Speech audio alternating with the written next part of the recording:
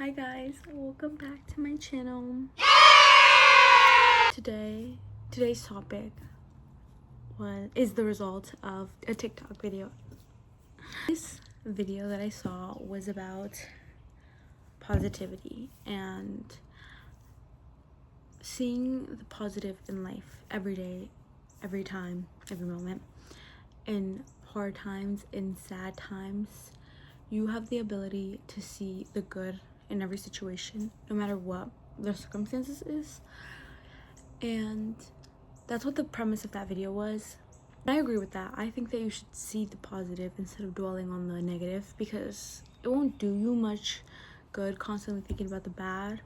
You might think it's helping you, and it might help you in some ways, but I think that if you constantly just are focusing on the wrong thing, like the bad that's happening, the suffering that you're going through, you get stuck in this loop of like, I don't even know if it's like a victim mindset, but like you start to look for the bad and never see the good that's actually happening in your life. And in that video, it talked a little bit about luck and how someone that is a lucky person, someone that claims to be a lucky person, believes they're lucky because they don't think about being unlucky. They're not thinking about, oh, like, you know, I just got a flat tire, like I'm the most unlucky person in the world.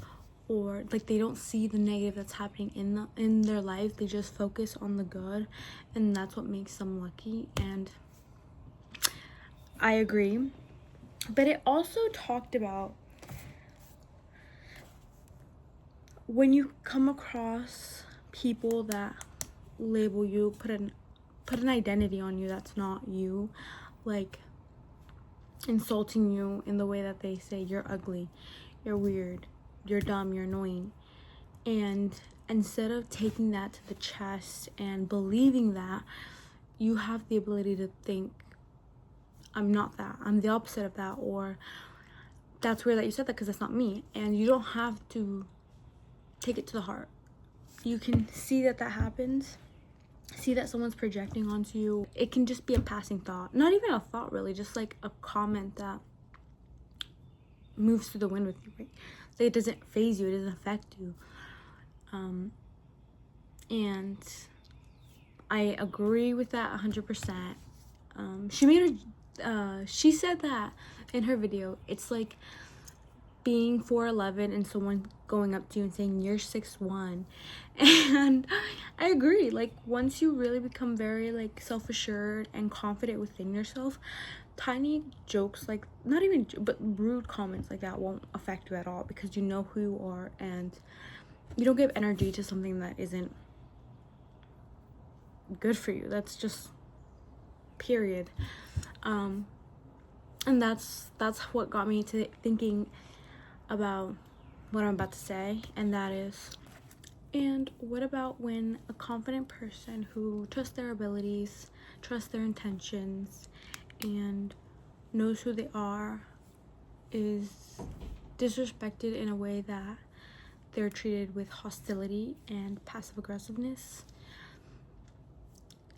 And I will share from my experience, because this applies to me. I've been put in social dynamics where this has occurred to me. This exact event occurred to me, and I used to question it all the time. I'm like, am I not confident in myself? Or I used to be very wary of this other person because my nervous system was always on like fight or flight with them. They were so unpredictable to me and inconsistent that I wasn't sure if, you know, what I had asked, or what my tone in something, or maybe they had a bad day, or whatever it was that made them just be so disrespectful towards me. And there's like two different ways of this. There's when people are rude to you, and what I got with this video is that like she taught the creator of that first video talked about when people identify you and say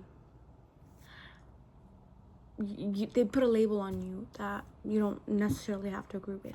However, what I was experiencing wasn't that. I wasn't getting a label put on me, but I was just being disrespected and ridiculed and humiliated in front of in front of a couple people, that made me question myself and also the person doing this. I was constantly in a loop of, what did I do? What did she do? Is it me? Like, what is wrong? And it was so, I was just like in an ambiguity state where I overanalyzed the whole thing instead of just looking at it from the perspective of, which I am now learning to look at it from, is what she said is really rude, but I don't have to let it affect me or my inner state.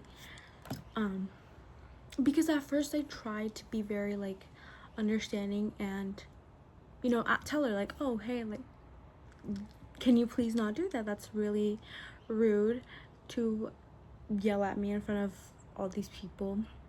And like, it was, what I said wasn't even anything wrong or bad. It was just like a fact. And I don't know, right? I don't know what it was that made her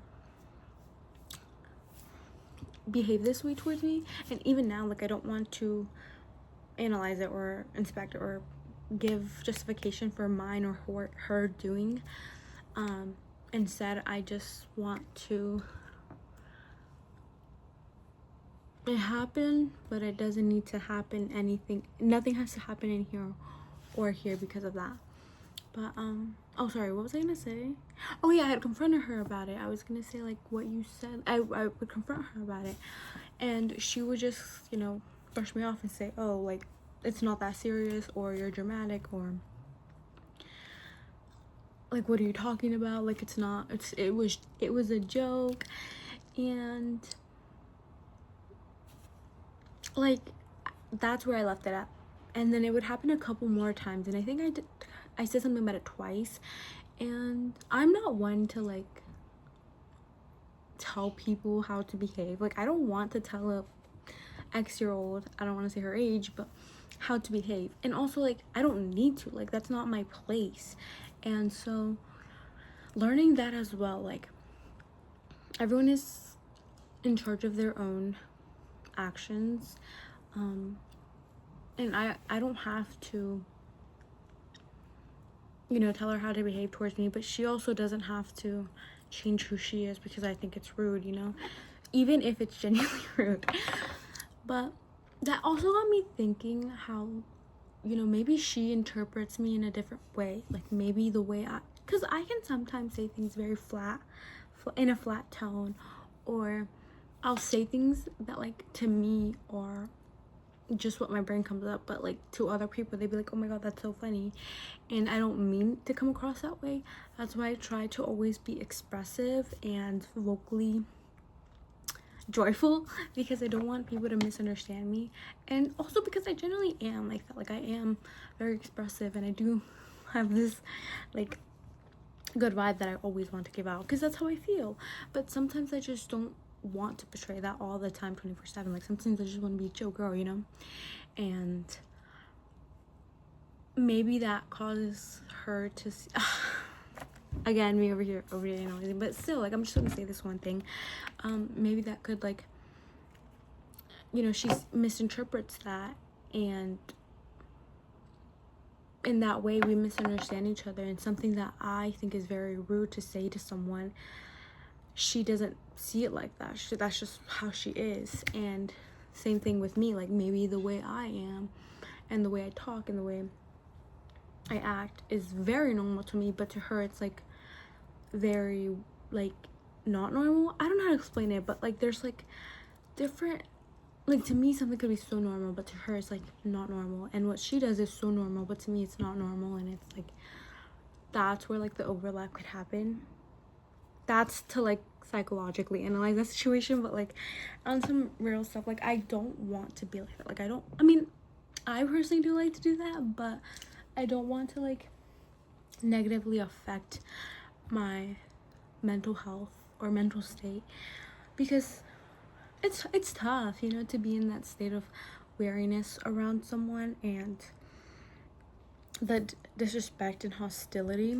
So learning to separate people's projections from your identity is like the core message. All roads lead back to self-love, self-trust. Let them theory. But with these types of things, which these are very like nuanced feelings, I think even if you're aware of like the solution, I think being aware of the problem is how you get to the solution. I know the solution is always easier than the problem. Easier said, easier explained. It's just there. It's just like no reaction. Let them, like, you know. But when it comes to like actively trying to be like that in the moment, it's so difficult, and that's something I'm still learning. Same thing with the, like, when people identify or put labels on you, project onto you, and give you this title that you are, you know, whatever this box says you are, but you know you're not. And for a lot of people that could be hard to break, but with time, like, when you start to become confident in yourself and assured and know who you are, that loses its meaning. You don't care anymore about that. So I want to have that mindset with when people disrespect me. And like, the thing is, I don't know, it's just, I always feel like people just should be nice to each other, which is, I know, like, duh, but like at the same time it's like, no, truly though. What else did I want to say? Oh, another thing that made me, like, I guess, question myself was because I was very, like, I know I'm a confident person. I know I'm very self-assured, and I trust my abilities. So whenever, you know, this person would disrespect me or just belittle me and humiliate me in front of people and embarrass me, I always thought that, like, that made me, I guess, in a way weak or not as confident as I thought I was, or as I know I am. Because if she was able to shake me up this much, that means there's like some unresolved feelings for myself, and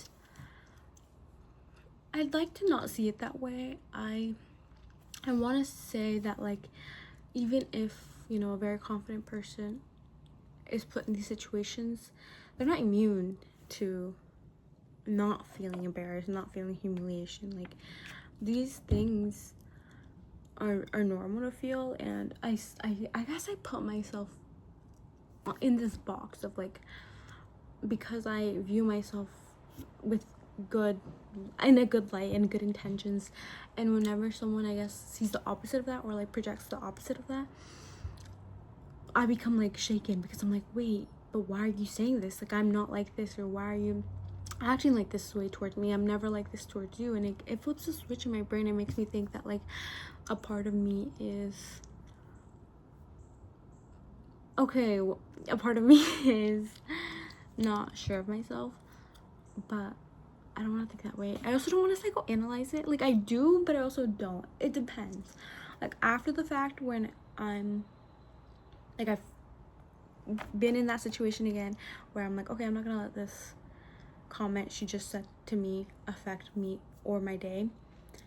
And then, like, later when I get home, I can analyze that, but like, I try not to. But I also just, like, love understanding, and that would probably be, I don't want to say the death of me, but like, what other word can I say? I don't know. What else? I literally just went on about how, like, I shouldn't psychoanalyze the situation, but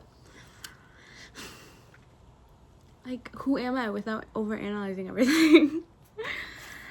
Oh, another thing I wrote down is direct insults are easier to reject because they're obvious. You know, if someone's like saying you're dumb, you have the ability to be like, whatever, like, move on.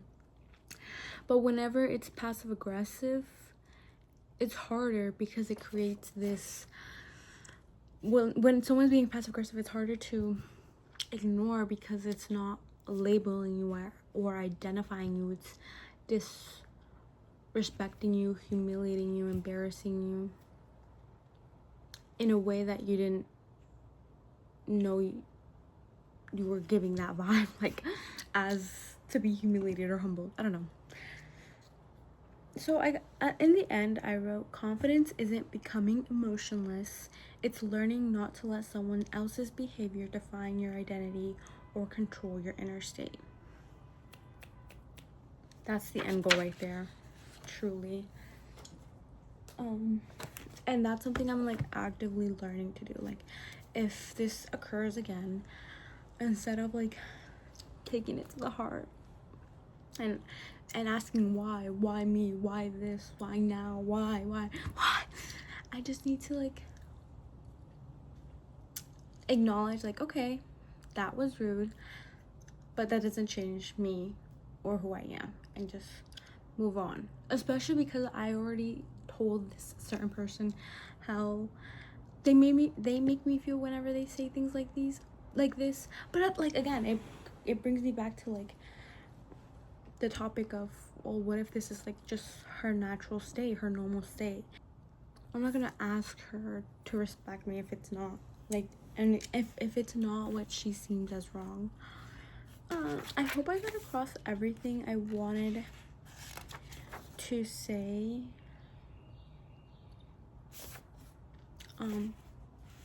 If you guys learned anything from this, or you have a different perspective on this, or a new perspective, or just something to add on, please let me know. Thank you so much for watching. I'll see you guys later. Bye.